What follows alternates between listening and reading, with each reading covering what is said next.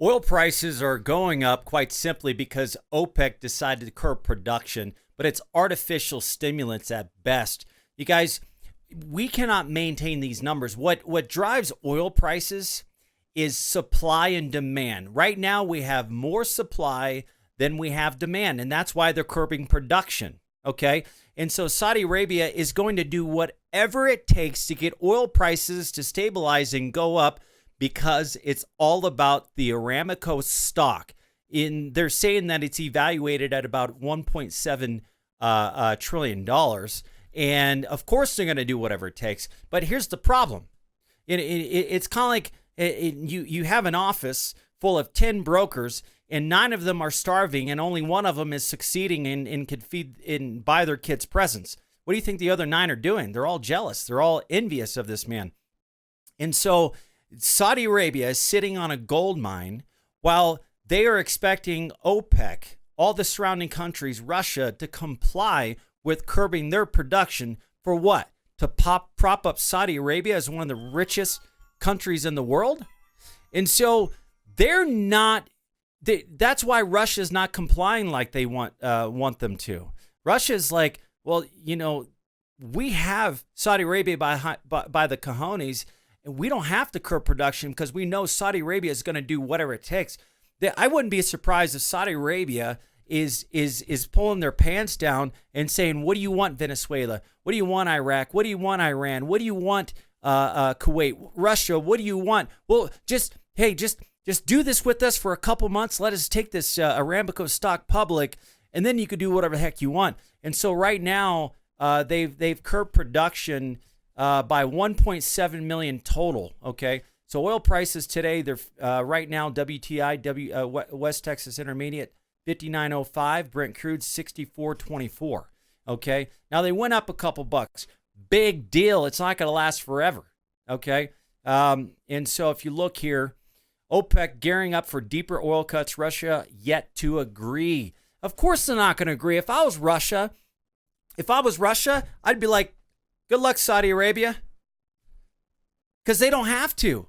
What is Saudi Arabia going to do? Well, if you don't curb production, I'm not going to curb production. And I'm okay with my $1.7 trillion business that's worth more than Google and Apple and Microsoft. Oh, I'll let that fall apart just to win this battle. I don't think so. This is not a U.S.-Chinese trade where Saudi Arabia has everything to lose. Okay? And so they got to properly massage this thing. If they cut back production way too much, they're going to lose market share, and the value of their stock isn't going to be worth anything. But if they don't cut enough, their stock's not going to be worth anything. And Russia knows that. They're playing a fragile game of chess here, and Russia knows it, and all the surrounding countries know it, and they are all envious. Okay, so they're playing games. They're probably holding out for more money. If I was Saudi Arabia, I'd be giving out billions of dollars, free shares, free vacations, whatever. Hey, what's your favorite drink, Mr. Putin? Hey, president of Kuwait or Iran or whatever. What's your favorite drink? What is your wife's favorite blouse? Or where's your favorite place to go out on a date? You know what I mean? They're gonna do whatever it takes to get them to comply. So here, oil prices could plunge 30% if OPEC fails to act. Listen, bottom line, oil prices are fragile. What drives oil prices is supply and demand. They're manipulating oil prices. It's a facade. It isn't real. These $60 oil prices are not based upon supply and demand. It's based on Saudi Arabia curbing production. Okay? Shale companies are going out of business every day. So here's what I can see happening. Okay? Shale starts increasing their production. Why? Because they know Saudi Arabia is going to do whatever it takes to make this Aramco stock worth something. That's number one. So they could get behind the train and start increasing their output for Shell. What is that going to do? It's going to cause a bigger glut, and thus oil prices going lower, and their additional 500,000 barrels a day cutback didn't mean anything. Now they're at 1.7 million a day. What are they going to do? Well, they just stop producing oil completely. Well, that makes a lot of sense. So you're never going to win that game, for one. Okay. Number two, what can happen is that Russia and the surrounding countries say, hey, I'm not going to comply until you give me this. And Saudi Arabia is bleeding out. They can't give everyone what they want, and then everyone just goes against it just to be because they're envious. And then that could fall apart too. That's number two. Number three, this thing works. Shale continues to fall apart. Oil rigs continue to be taken off the market. And then the shale industry falls apart, and then the supply drops tremendously. Because the thing about shale, it's very fragile. Okay, conventional oil plays, wells that were drilled 50s, 60s, 70s, 80s, and 90s before fracking, they could produce for 40, 50 years.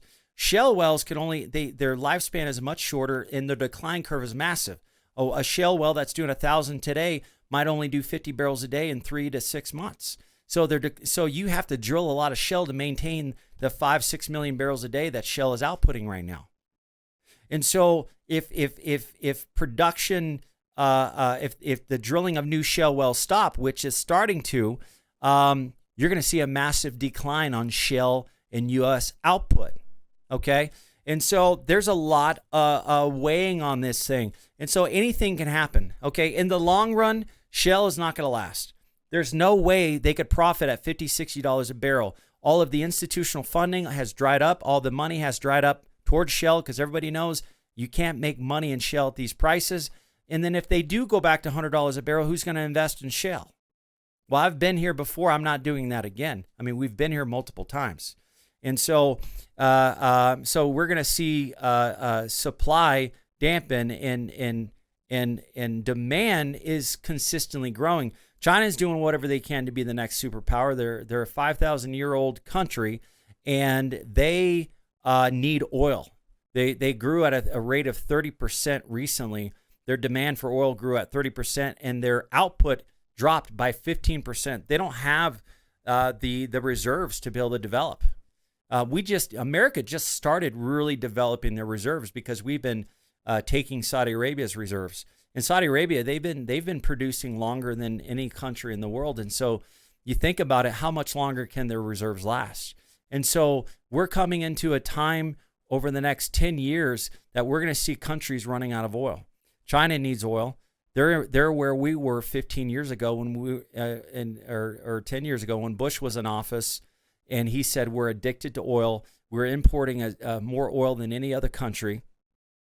And we didn't have the oil in order to maintain energy security. And then all OPEC just cut their production from sending it to us, and oil prices would triple. They don't have that power over us anymore, but China is in that same position that we were. But there's no path moving forward to increase oil production and output. So they're at the mercy of the surrounding countries. And so that's leverage that we have on Saudi Arabia, because when we slap these sanctions on other countries for exporting oil, it hurts China because they import the oil. We don't need to import oil anymore. Okay. Now we do. And so somebody asked me the other day, why do we still import oil? Well, quite simply, our refineries are set up for heavy crude because we imported most of our oil from Saudi Arabia. And most of the crude that we produce from Shell, it's a sweet crude. So we export our sweet crude, we import heavy crude, and our refineries could handle that. And we convert it to gasoline and propane and whatever fuels that we need. And so a lot of exciting things are happening in the oil business. And I've been talking to a lot of operators. I have a Rolodex of 10,000 operators in Texas alone, surprisingly. And I was talking to a guy, he's 93 years old, and he said, Sean, I'm done. I'm done with this business. It's stressing me out. And he's got a well that all I have to do is just empty all the water from the tanks and let the gas well start producing again. And it's $25,000, $30,000 a year. And I can pick that thing up for 10 grand. I mean, those deals are out there, and there's a lot of them. Now's the time to get involved in oil and gas. So if you guys have any questions or would like to chat with me, you'll see my information in the description section there. Please subscribe to my channel if you want to see more videos like this. And anyways, I'm keeping a close eye on what's going on with oil prices and OPEC and Saudi Arabia and Russia and everything else. So signing off. You guys have a great day.